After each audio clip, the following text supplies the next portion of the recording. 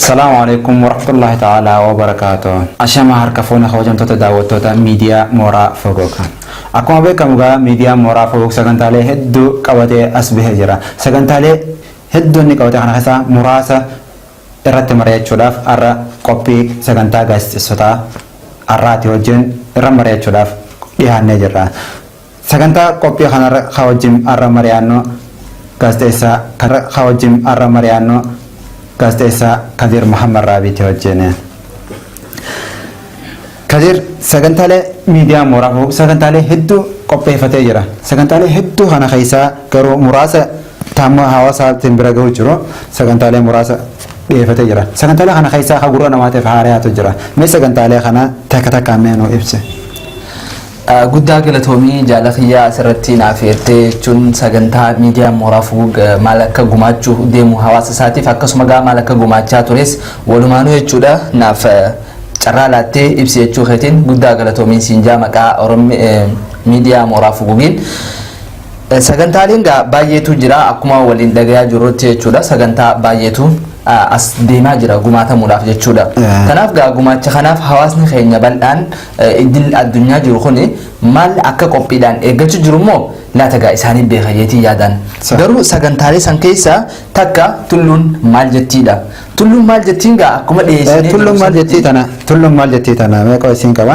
Tulluun maal jettiin anaafuu haariyaa sagantaa tana akkuma anaaf haariyaatti nama biraatiifis hedduu haariyaa jeetii yaada. Mee xiqqoo ibsa seeraatis nu kannete.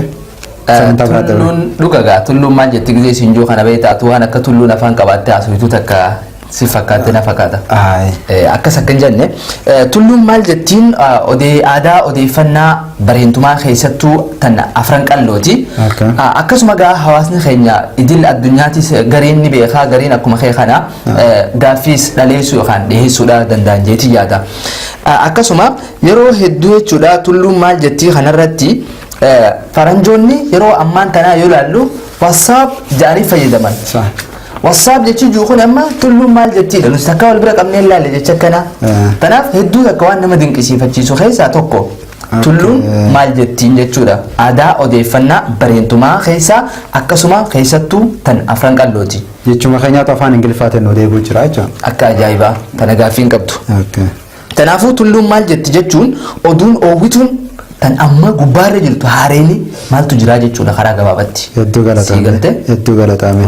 Karaa sagantaalee kan itti aanutti meeqa? Sagantaan itti aantu gaa tajaajilirratti akkuma himne tulluun maal jettiidha. Isin lammadaa immoo sagantaa bohaartiiti. Sagantaa bohaartii tanarrattis akkuma beeknu gaa sagantaa bohaartii jechuun gizee gadi gaa seeqoon nabiin keenya alayhi salaatu wassalaam sunnaadha jedhanii kanaaf gaa seeqoonis ni jirti akkasii hizaaba ala daangaa qoflaan bahu osoo hin taane sagantaa baay'eetu dhufaa jira. Kanaaf bohaartii yeroo jennu gaa bohaartii ni beekta. Aareetti irra deebi'ee gaa siif hin ibsu yoo gaa tana achi na kabaleette malee. Wanni jiru lammaffaan afeerraa keessummaati. Afeerraa keessummaa gaa akkuma beeknu kanaaf hoggaan si afeera gaa shaayii dhaabii buna maal jettee gaa zallan goliin qofa malee tan siin afeera waan qabu mana keenyaa si dhufta. Afeerraa fangoo gaara silaas. Isin itti aantu akkasumatti ammallee garaan hee. Garaan hee. Asirratti gaaffii qabdaa waan si'a. Gaaffii hin qaballe. Dhibee isistaa bar fuulaan siima. Gizeen akkana juutan gaa garaan hee jechuun fakkeenyaaf walaloo takka anuu hanga xiqqishaa takkaan si hima waan garaan huu irratti. Meeji meeteko. Kanaaf mee hawaasni keenyaas gaa daawwattoonni keenyaas akka irraa bohaaran abdiidhaan qaba. Imimmaan gaddaa dhigee harkiin qoorsuu jira. Imimmaan gaddaa dhigee harkiin qoorsuu. Egaa imimmaan gaddaa fakkeenyaaf garaan hee tana keessa ramadamti. Garaan hee yeroo innu gadda dabre yaadattee sila abaluun sana akkana tahee abaluun sana akkana ja'ame je'eeti waan dabreen deebisu jechuudha. Eewwaa. Kanaaf sagantaa bohaartii itti aanee gaa afeerraa keessummaa akkasuma garaan hee tanarratti immoo ibsa godhinaan jette dhiifa malleedha callaan kan nu keetiif galatoomi. Garaan hee yeroon siinjuu bifa walalootiin gaa hawaasni mucaan maaliif haasawaa biraa kutee kan jenne dafeetiin firraa dhaqqabaani bu'uuraan isaa buusamee caqasi gaa walumaan caqasna. Imimmaan gaddaa dhigee harkiin qoorsuu osoo beekee garaan koo taa'e je'een gorsuu halkuu guyyuu yaadaan ittiin fufaa. Xiqqaa lama.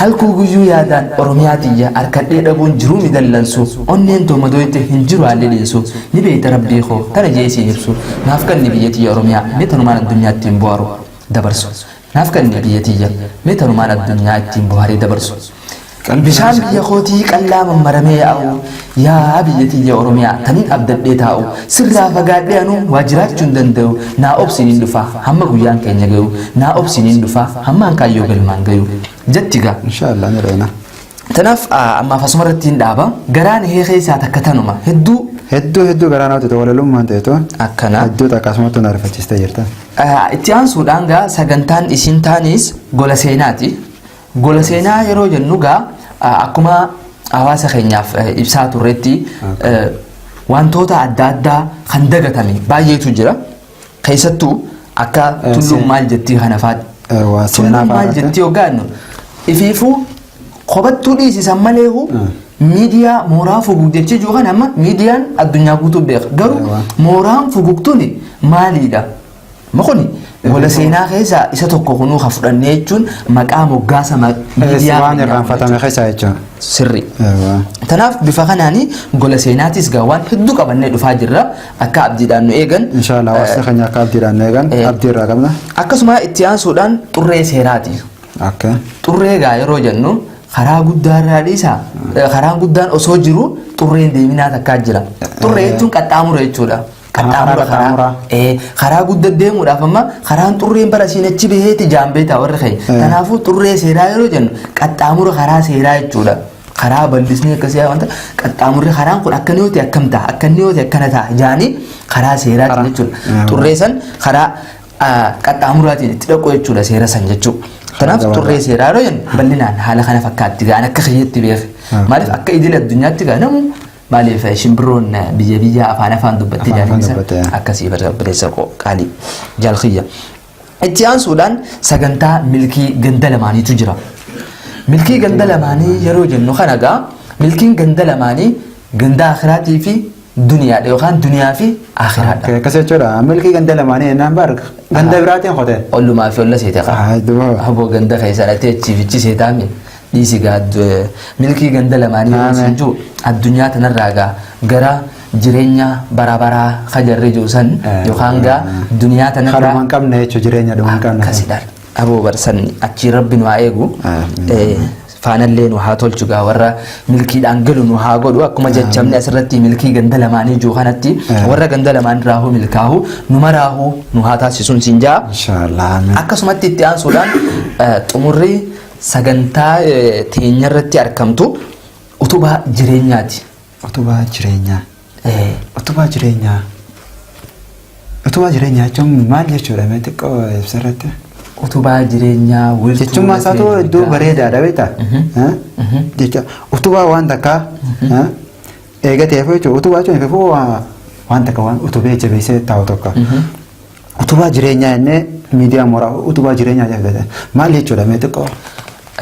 Utubaa jechuun akkuma atuugaa ibsaa godhuudhaaf yaalte sanii mana Oromiyaa keessatti argamu mannoonni dur gaafa abbootiin teenyaa sirnoota dabran keessatti mana keessa jireenya galaa turan mana san yeroo dheexu daaskee ijaarama daaskeen san utubaadhaan dhaabbata. Goojjoo xiqqoo utubaan faxeeti dhaabbatti. Utubaa jechuun qabduu jechuudha. waan takka utubdee dhaabdu jechuudha. Jabeestee qabdu. Akkasuma utubaa jireenyaa yeroo jennu immoo jireenya kana keessatti maaltu gad qabamee dhaabbatamuu danda'a waan jiru irratti sagantaa bal'inaan deemtuutu jira. Fakkeenyaaf tan gara fuulduraatti deemnu ni garra jeenii yaada. Akka fakkeenyaa yoo kaniin kaasu taate hawaasni keenya maal keessa jira? Jireenya kana keessatti haala kamiin jiraachuu jira? Namayyuu bakka adda addaa jira. Bakka jiru sun irratti haala akkamiitiin jiraachuu jira? Tanaaf utubaa jireenyaa yeroo jennu addunyaan tuni akka feete nama gooti beekta.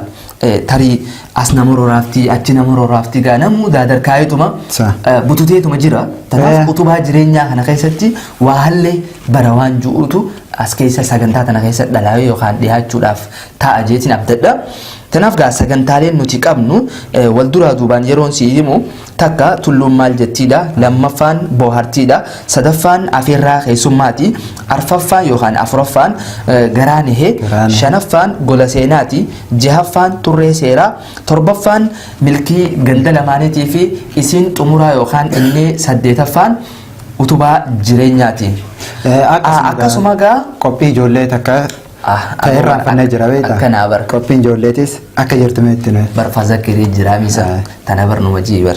Maaliif yeroo takka beektaa gaa wal yaadachiisaan takka numa jirti. Akka yaadachiiste qophiin ijoolleetis ni jirti.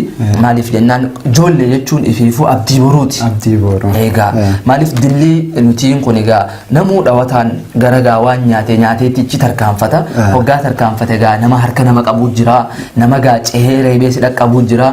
Akkasuma gaa lubbu dhaqqabeemi namni ijoolleen xixiqqoo jechuun gaa tanaaf hawaasni keenya ijoollee irraa abdii boruutiin jechuudha. Qophii ijoollee sanarratti immoo ijoollonni daa'imman abdii boruu kan tahan jechuudha. Warroonni amma lafaa dagaagaa jiranii maal akka isaan barumsa irraa argatanii fi akkasuma warroota hirmaachuu danda'us akka nuuf dhiheessan abdiidhaan eeggadha. Inshaallah. Tanaaf gaa qophiileen tatana caaltu daran jechuudha. Sagalan tana maleedha. Tagana maqaan hunda'ameen hedduutu jira.